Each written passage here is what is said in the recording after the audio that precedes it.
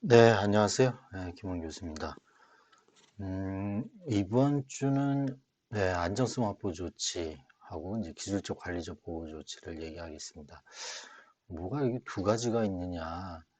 이게 안정성 확보 조치가 개보법에 들어가 있는 내용이고요. 이 기술적 관리적 보호 조치는 원래 망법에 있었어요. 정보통신망법에. 근데 망법에 있는 제4장 개인정보가 개보법으로 통합이 됐죠. 이 통합이 되면서 이제 특례가 이제 들어가 있잖아요. 요 특례 안에 정보통신 서비스 제공자는 기술적 보호 조치, 그러니까 정보통신 제공자가 수집한 개인정보에 대해서 기술적 관리적 보호 조치를 해야 된다라는 얘기가 여기 안에 있는 겁니다.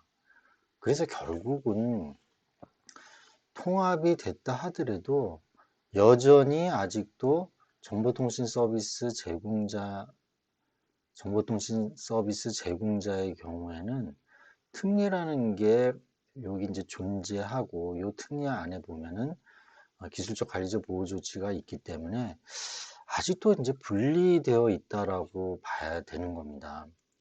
아, 그래서 이제 이렇게 두 가지가 있다라는 걸 먼저 말씀드리고요.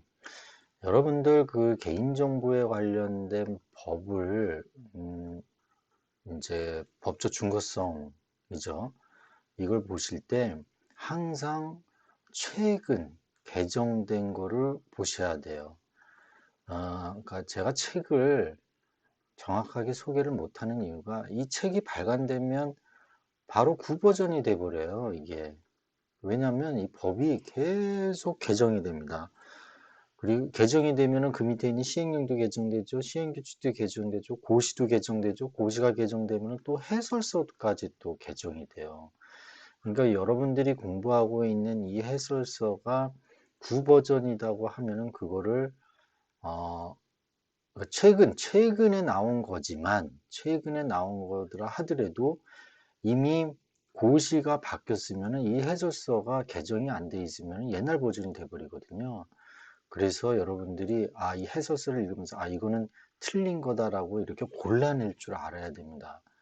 그래서 이게 개인정보보호법의 그 법적 충고성에 대해서 공부하는 거는 조금 쉽지 않습니다. 처음에 공부하실 때. 근데 이제 그게 전체적으로 파악이 되면은 그다음부터는 따라갈 수가 있습니다. 자, 컨텐츠는 고시 개요, 그다음에 주요 보호 조치 기준, 구성 요소별 조치 사항을 배우겠습니다. 여러분들은 안정성 확보 조치에 대한 개념 이해할 수 있고요. 그다음에 보호 조치 기준의 내용, 이게 가장 중요하죠. 그다음에 구성 요소별 조치 사항에 대해서 이제 이해할 수가 있을 겁니다. 이 안전 조치는 기준 그 적용 유형이 있어요. 유형 1, 2, 3으로 이렇게 나누어집니다. 그 이유는 뒤에서 얘기할게요. 이거는. 자, 그러면 개요를 먼저 볼까요? 자, 개보법 제29조 안전조치 의무에 의해서 이게 시행령이 이제 나오게 됩니다. 두 가지의 시행령이 이렇게 나와요. 예? 법 하나에 개보법 시행령 제30조에 따라서 30조는 개인정보의 안정성 확보 조치고요. 그러니까 원래 개보법의 개인정보 처리자가 개인정보를 보호할 때 안정성 확보 조치를 하라고 이제 만들어 놓은 시행령이고, 요거는 48조 2의 제3항 개인정보의 안정성 확보 조치 특례라는 게 생깁니다. 이게 아까 얘기한 대로 망법에 있는 내용들이 이 개보법 특례로 들어오면서 이 특례가 요거고, 요 특례에 대해서 시행령이 이제 나온 겁니다. 네? 이해되셨죠? 그래서 요거는 법률 29조에 해당하는 이제 시행령 30조고, 특례에 따라서 나온 그 48조 2항 3항이라고 보시면 돼요. 물론 이제 29조 안에 이제 있는 거죠. 네. 이해되시죠? 그러니까 시행령이 이렇게 두 개가 있는 겁니다. 그래서 고시가 개인정보의 안정성 확보 조치 기준, 이거는 원래 이제 개보법에 따라서 이렇게 이제 나온 흐름이죠. 그래서 고시 2002년에서 2020년 8월 10일 날 이게 이제 시행이 됐어요. 왜 그러죠? 8월 5일 날 2020년 8월 5일 날 법률이 개정된 게 시행이 됐잖아요. 그러면서 시행령 시행규칙까지 변경이 됐고 고시는 조금 늦게 반영이 된 거죠. 그러면서 2020년 12월에 이 해설서가 이제 개정된 게 최근 게 나온 겁니다. 자, 그러면 요거는 정보통신 서비스 제공자에 대한 그 안전성 확보 조치 특례예요. 요 시행령이. 근데 이걸 가지고 개인정보의 기술적 관리적 보호조치 기준이 이제 고시가 나온 겁니다. 그리고 대상은 정보통신 서비스 제공자예요. 8월 11일 날 시행이 됐는데 이 고시가 틀리죠. 그죠? 그리고 해설서도 12월 달에 해설서가 나왔어요. 그러니까 이게 안전조치가 아직도 두 가지 부류가 이렇게 있는 거예요. 그러니까 공부하는 또는 이 법을 따르는 사람들은 정보통신 서비스 제공자인 경우에는 아직도 이것도 알아야 되고 이것도 알아야 되는 겁니다. 왜냐하면 여기에 나와 있지 않은 것들은 또 요 고시를 또 시행령과 고시를 또 따라야 되거든요. 먼저 여기에 있는 거를 따르고 나서 그 밖에 있는 것들은 또 요거를 이제 따라야 되는 거죠. 자, 그런 이제 어려움이 있으니까 이걸 통합하려고 그래요. 그래서 개보위에서 개인정보보호위원회에서 고시 통한 개정안을 마련해서 사전 의견 수렴에 이제 들어갔어요. 사전 의견 수렴. 11월 이제 13일 날. 그러니까 여러분들이 이 동영상 강의를 들을 때는 새로운 고시가 발표가 됐을 수도 있어요. 근데 제가 이거를 이제 녹화하는 시기는 고시가 아직 발표가 안 됐습니다. 그래서 만약에 이제 이 고시가 발표가 되면 여러분들에게 이게 고시가 발표가 됐다라는 거를 말씀을 이제 올릴게요. 그 내용을 이제 업로드 해드릴게요. 그럼 그때 이제 보시면 되는 거죠. 하여튼 우리가 지금 통합고시안이 안 나왔기 때문에 여기까지 이제 공부를 할 거고 통합고시안은 어떤 내용이다라는 것까지 한번 살펴보도록 하겠습니다. 자, 그러면 우선 개보법의 안정성 확보 조치 기준이 어떻게 되어 있는지 한번 볼게요. 23조 민감정보 처리에 제한해서 민감정보는 안정성 확보에 필요한 조치를 해야 된다라고 되어 있고, 고유식별 정보는 뭐였죠? 주민번호하고 여운에 이렇게 외우라고 그랬죠. 그다음 민감정보 처리는 뭐 사상, 신념, 뭐 건강정보, 성생활정보, 그 다음에 유전정보, 그 다음에 또 민족정보, 뭐 종교, 뭐 여러 가지 있었습니다. 고유식별 정보에 대한 것도 암호화 등 안정성 확보 조치에 필요한 조치를 해야 된다. 보관할 때라는 얘기죠. 보관할 때. 물론 이제 정보통신망을 통해서 전송할 때도 이제 암호화를 해야 된다. 이런 이제 안정성 확보 조치가 있어요. 특히 가명 정보에 대한 안전조치 의무가 28조 4로 요번에 새로 들어간 거죠. 2010년 8월 4일 시행 버전에 이제 들어가게 된 거죠. 8월 5일이었나요? 네, 8월 5일인 것 같습니다. 안전조치 의무가 이제 또 들어갔어요. 추가로. 그 다음에 이제 비롯 요 29조에 보면은 안전조치 의무에서 개인정보 처리자는 개인정보가 분실, 도난, 유출, 위조, 변조, 훼손되지 아니하도록 내부관리 정책이죠. 내부관리 계획을 수립을 하고 접속 기록에 대한 보관, 1년 정도 보관을 하라는 등 고시, 대통령령이라는 건 시행령이죠. 고시가 아니라 시행령이죠.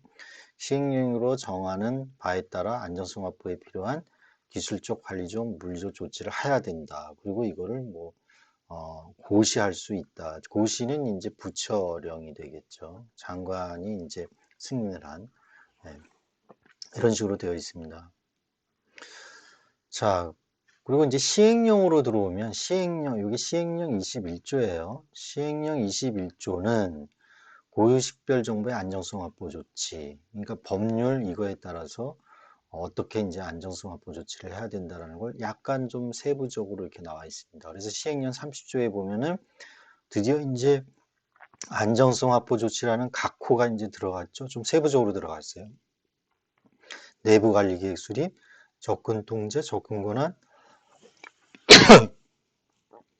암호화 기술 여기 개인정보를 저장, 전송할 때는 암호화 기술을 적용을 해서 해라. 그 다음에 접속 기록 보관을 해라.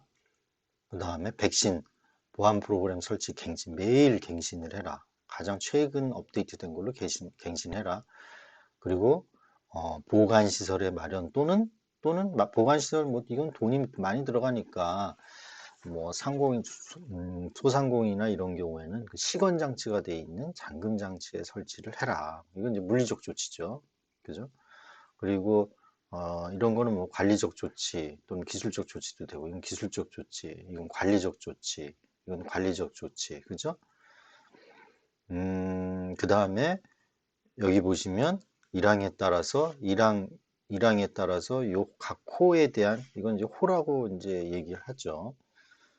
고시한다. 보호위원회가 고시한다라고 돼 있어요. 그래서 아까 그 고시 나온 거 말씀드렸습니다. 자, 그 다음에 29조 5호, 요게 시행령 29조 5호의 가명정보에 대한 안정성 확보 조치. 여기 보시면은 이 가명정보하고 가명정보를 원래의 상태로 복원하기 위한 추가 정보가 있어요. 요거 안정성 확보 조치 하라는 거예요. 근데 이 추가 정보하고 이 가명 정보가 결합을 하면 원래 그 개인 정보가 튀어나옵니다. 개인을 식별할 수 있는 개인 정보가 나온단 말입니다. 그러면 뭐겠어요? 이 추가 정보는 별도 분리 보관을 하고 누구든지 이걸 접근하지 못하도록 통제를 해야 되겠죠. 또는 가장 좋은 거는 이 추가 정보 파기하는 겁니다. 파기. 이거 원래 상태로 이거 돌리지 않는 게 맞는 거죠. 가명 정보는. 그죠? 이 가명 정보를 뭐 개인 정보로 돌릴 일이 있나요? 근데 그렇게 하라는 얘기입니다. 그다음에 뭐 대통령 여기 28조 법 28조 4의 2항에 대통령으로 정하는 사항이라는 거는 이제 이런 게 있다라는 겁니다. 이제 가명 안정성 확보 조치만 보면은 요거를 주의 깊게 보실 필요가 있어요. 추가 정보. 그 다음에 48조 2가 바로 시행령 개인정보의 안정성 확보 조치에 관한 특례예요. 요게.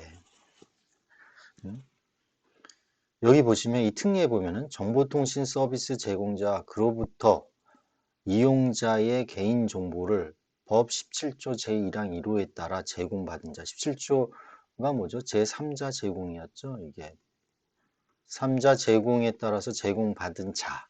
그러니까 대상을 얘기하는 겁니다. 대상. 정보통신 서비스 제공자하고 이용자의 개인정보를 17조 1항 1호에 따라 제공받은 자, 제3자 제공받은 자 얘기하는 거죠. 법 29조가 뭐예요? 안전성 확보 조치였죠. 안전성 확보 조치였죠. 확보 조치. 요거에 따라서 법률 제29조에 따라서 각 호의 안정성 확보 조치를 해야 된다. 이게 그러니까 정보통신 서비스 제공자에 대한 특례가 되는 거예요. 그죠? 요거에 대한 이제 시행령이 이렇게 이제 나온 겁니다. 여기 보면은 내부 관리 계획 수립을 해라. 그 다음에 개인정보에 대한 불법적인 접근 차단을 위한 강목의 조치를 해라라고 이렇게 자세히 시행령이 이렇게 있잖아요. 근데 거의 아까 요거하고 거의 동일해요. 거의. 네? 거의 동일합니다. 다시 돌아와서 여기 보면 접근 권한, 침해 차단은 뭐야? 파이어월 얘기하는 거죠. 그 다음에 침입 탐지는 IDS, Intrusion Detection. 그러니까 트래픽 매니지먼트 시스템, 그러니까 탭 장비 네트워크에 이제 방화벽을 이제 거쳐서 오면은 여기 이제 탭 장치 붙여갖고 탭에서 예를 들면은 네트워크 여기 트래픽이 이렇게 오는 거죠. 그 다음에 이렇게 이제 내부망으로 이제 가면 여기서 IDS 장비가 디텍션을 하는 거죠. 모든 트래픽을 여기로 가서 이렇게 오니까 이 트래픽에서 위해가 되는 트래픽 패턴을 찾아서 탐지를 하는 거죠. 예. 탐지를 해서 뭡니까? 뭐 시그를 주는 거죠. 시그널을. 예. 그 다음에 이 탐지된 거를 예를 들면은 IPS가 어떤 패턴을 감지해서 이거를 이런 경우에는 뭐 3번 정도 예를 들면은 어, 지속적으로 뭐 어떤 트래픽이 온다. 예를 들면 ICMP라는 트래픽이 뭐 100번 정도 이렇게 온다. 그러면 그 패턴은 어, 여기가 이제 방화벽이 있다고 그러면 막아라 이거죠. 이 방화벽에서. 이 IPS는 인트루전 프로벤션이잖아요. 프로벤션 시스템이잖아요. 침입 방어 시스템. 자동으로 이제 막아버리는 거죠. 탐지해서 그 패턴을 읽고 어느 정도 그 룰 정책을 정해서 예를 들면 ICMP가 100번 정도의 트래픽이 온다. 그러면 그 ICMP를 막으라고 요 침입 차단을 하는 거죠. 파이어월에서 그렇게 이제 명령어를 줘서 자동으로 할 수 있다라는 얘기입니다. 그 다음에 여기 보시면은 이 특례 개인 정보통신 서비스 제공자의 경우에는 개인정보 처리 시스템에 접속하는 개인정보 취급자의 컴퓨터. 만약에 이제 서버가 있고 여기에 이게 개인정보 처리 시스템입니다. 이 개인정보 처리 시스템에 접근을 하는 개인정보 취급자의 컴퓨터. 요거는 외부 인터넷망을 차단하라는 거예요. 그러니까 망 분리하라는 거예요. 이건 내부망에서만 하게끔 하라는 얘기예요. 그죠? 그러니까 인터넷망, 이거는 예를 들면 인터넷망 해갖고 파이어월 거쳐서 라우터 거쳐서 예를 들면 인터넷, 뭐 KT, LG, U 플러스, SK 인터넷으로 이제 나갈 수 있게 이걸 끊으라는 얘기입니다. 요 개인정보 처리 시스템은 그러니까 내부망만 쓰게 하라. 그러니까 다시 얘기하면은 세그먼트를 나누라는 얘기죠. 예를 들면 202점, 뭐 30.1점, 요 일대로 하고 요 인터넷망은 202점, 뭐 30점, 뭐 2.0대 이렇게 세그멘테이션을 나누라는 얘기죠. 2점대는 인터넷으로 나가게 할 수 있는 단말기로 이렇게 할 수 있고 요 1점대는 요 내부망만 보게 해라. 이렇게 단절시키라는 거예요. 요 개인정보 취급자의 컴퓨터는. 네. 그래서 이게 이제 망분리 하라는 얘기가 되는 겁니다. 망분리. 왜냐하면 개인정보 취급자의 이 컴퓨터 단말기는 개인정보를 조회도 하고, 크루드를 한다는 거죠. 크리에이트, 리드, 업데이트, 딜리트, 그 다음에 다운로드. 이런 걸 다 하잖아요. 그러니까 굉장히 개인정보를 여기 디스크에 뭐 저장할 수도 있고 굉장히 아니, 그러니까 중요한 그런 컴퓨터죠. 그래서 해커가 일로 들어와서 여기에 해킹해서 가져갈 수가 있으니 이거는 아예 단절하면 아주 안전하죠. 그런 의미입니다. 자, 그런데 어, 의무 대상은 요런 데다. 의무 대상은 바로 일평균 100만 명 이상이거나 매출액이 100억 이상. 또 많이 봤죠. 이 ISMS 그 인증 의무 대상자죠. 그죠? 항상 이게 100만 명 100억 원 이상은 이게 기준이 된다고 제가 말씀을 드렸어요. 반드시 기억을 해야 됩니다. 그 다음에 뭐 비밀번호 생성 방법 변경 주기 기준 설정해서 적용을 해야 된다. 그 다음에 접근 통제 이렇게 있습니다. 그러니까 특이한 게 지금 요게 들어가죠. 요게 좀 특이한 거예요. 요게 정보통신 서비스 제공자가 지금 해야 되는 것 중에 추가되는 것들입니다. 그 다음에 접속 기록이 있고요. 접속 기록은 뭐 동일하게 있죠. 그 다음에 개인정보를 안전하게 전송할 때, 뭐 당연히 비밀번호는 그 일방향 해시 함수를 쓰라는 거죠. 이게 SHA-256 이상을 써야 돼요. 예를 들면 MD5나 이런 거 쓰면은 이거는 다시 저 평균으로 돌아갈 수 있습니다. 저희 까먹었는데 크랙스테이션인가? 크랙스테이션스 넷인가 여기 들어가면요. 그 평문을 예를 들면은 할 수도 있고 해시된 거를 평문으로 돌릴 수가 있는 그런 홈페이지예요. 사실 그 일방향 함수로 해시시키면은 이 해시를 평문으로 돌아갈 수 없잖아요, 원래는. 근데 이게 돌릴 수 있다라는 거예요. 요 네트워크, 여기 홈페이지에 들어가면은. 근데 SHA-256으로 했을 경우에는 이게 안 돌아갑니다. 물론 이제 뭐 간단하게 뭐 1, 2, 3, 4 요런 것들을 SHA-256으로 했을 경우에 이게 이제 해시된 그게 이제 256비트 해시된 게 나오잖아요. 이런 것들은 이렇게 돌아가요. 그래서 항상 여기에 더 복잡하게 더 여기 이제 비밀번호를 1, 2, 3, 4로 했잖아요. 이걸 SHA-256으로 비밀번호 같은 거 이렇게 암호화해서 etc 밑에 예를 들면 리눅스 같은 경우에 섀도우 파일에다 저장을 하잖아요. 그러면 이런 것들은요, 그 섀도우 파일을 만약에 읽을 수 있으면은 바로 이 크랙스테이션 넷인가 여기를 보면은 바로 이 평문으로 돌릴 수가 있어요. 256비트를 하더라도 짧으니까. 그래서 항상 1, 2, 3, 4 이런 게 들어오면 솔트를 집어넣죠. 이게 솔트를 집어넣어서 더 길게 하고 그 다음에 이제 암호화가 A 유저하고 B 유저가 동일하게 1, 2, 3, 4 이렇게 비밀번호를 넣을 수가 있어요. 동일한 비밀번호로. 그죠? 당연히 그렇죠. 그거가 섀도우로 들어가면은, 이 SHA-256으로 했다 하더라도 동일한 해시 함수를 갖게 돼요. 이게. 당연하죠. 그래서 그걸 방지하기 위해서 이제 솔트를 넣게 됩니다. 그죠? 갑자기 조금, 디테일하게 옆으로 샜는데, 하여튼, 여러분들이 만약 혹시 모르시면은 참고하시라고 이제 말씀드린 거고요. 그 다음에 여기 보면 주민번호하고 계좌정보 및 18조 3에 따른 정보 등 고시하는 거는 암호화 저장하라는 거예요. 그게 뭘까는 뒤에 이제 나옵니다. 그때 이제 자세히 더 비교하면서 얘기를 하겠습니다. 그 다음에 정보통신망을 통해서 이용자의 개인정보 및 인증정보를 송수실할 때는 보안 서버를 둬라. 이건 SSL, TLS를 적용하라는 얘기예요. 그 다음에 백신 소프트웨어 설치, 주기적인 갱신호. 이건 뭐 동일합니다. 자, 그 다음에 세부 기준은 보호인회가 고시한다. 그러니까 별도로 또 고시하게 돼 있어요. 이렇게.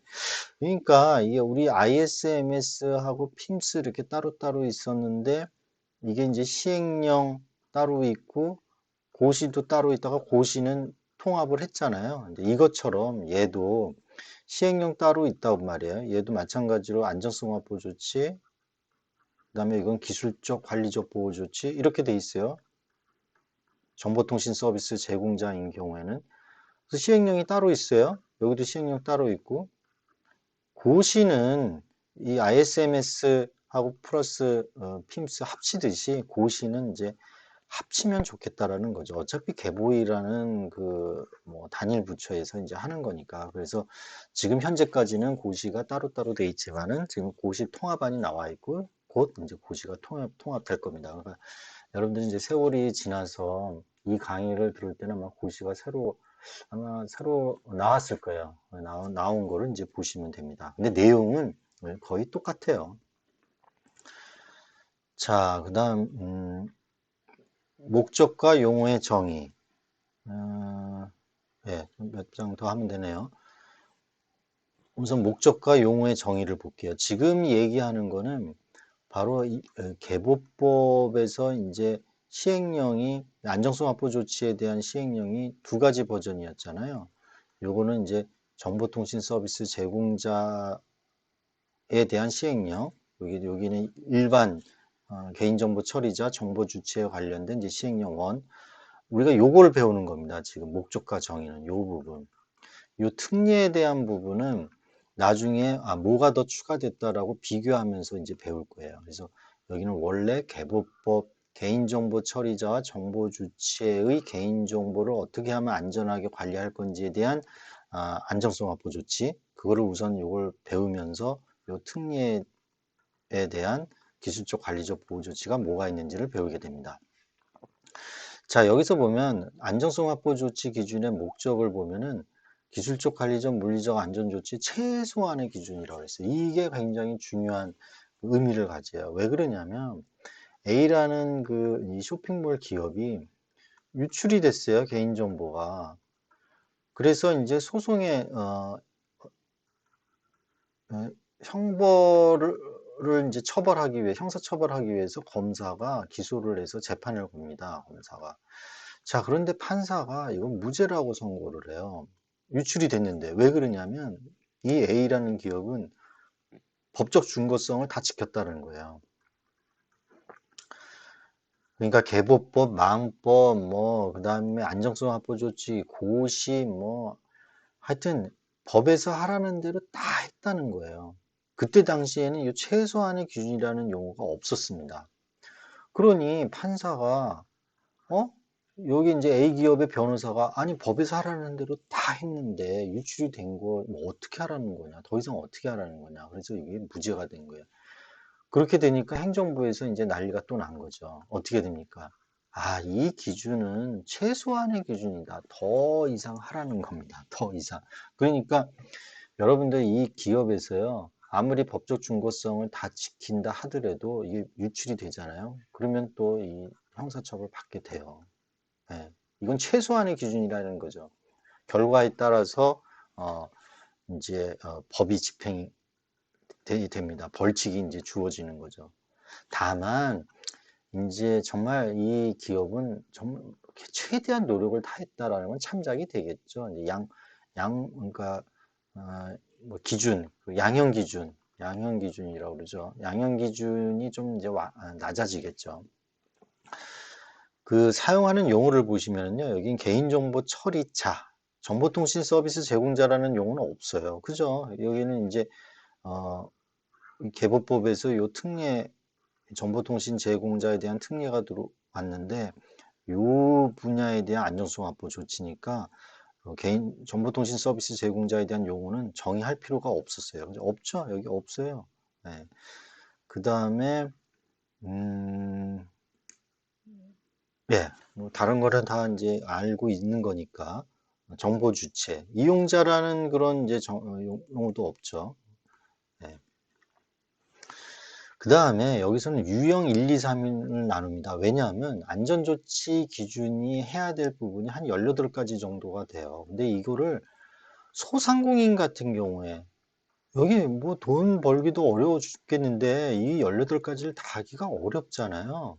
아무리 이제 개인정보를 수집한다 하더라도. 그 다음에 뭐 예를 들면 약국 같은 경우에 많이 있을래나? 이런 데도 마찬가지고요. 그래서 유형을 나눠놨어요. 유형 1은 완화해서 1만 명 미만. 그러니까 정보 주체의 수에 따라서 이렇게 개인정보 처리자 유형에 따른 안전조치 기준 차등 적용을 한다라는 거예요.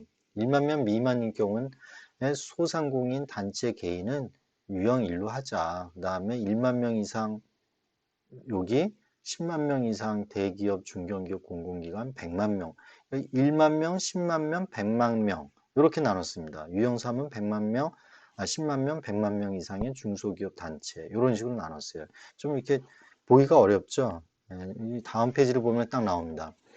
여기 보면 1만 명 미만 요건 유형 1, 여기 유형 2, 그 다음에 유형 3 이게 좀 복잡해요. 그죠? 공공기관 경우에는 유형 2하고 유형 3만 있고 대기업도 마찬가지고 중견기업도 유형 2하고 3만 있어요.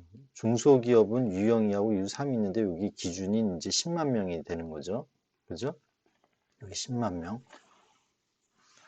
소상공인은 1만 명 미만일 경우에는 유형 1만 해요. 아, 그러면 유형 1, 유형 2, 유형 3이 이제 차이만 알면 되는 거죠. 그러니까 개인정보 처리자의 유형 또는 개인정보 보유량이 변동되는 에 따라서 변동이 되면은 요게 만약에 공공기관이 현재는 10만 명 미만이어 갖고 요걸 적용했는데 이게 11만 명이 됐어요. 그러면 유형 3으로 가야 된다라는 얘기입니다. 그죠? 무슨 말인지 아셨죠? 예. 그럼 유형까지 안전성 확보 조치는 유형 1, 유형 2, 유형 3으로 나누어지는데 요 이후부터는 조금만 쉬었다가 계속 진행하도록 하겠습니다. 수고하셨어요.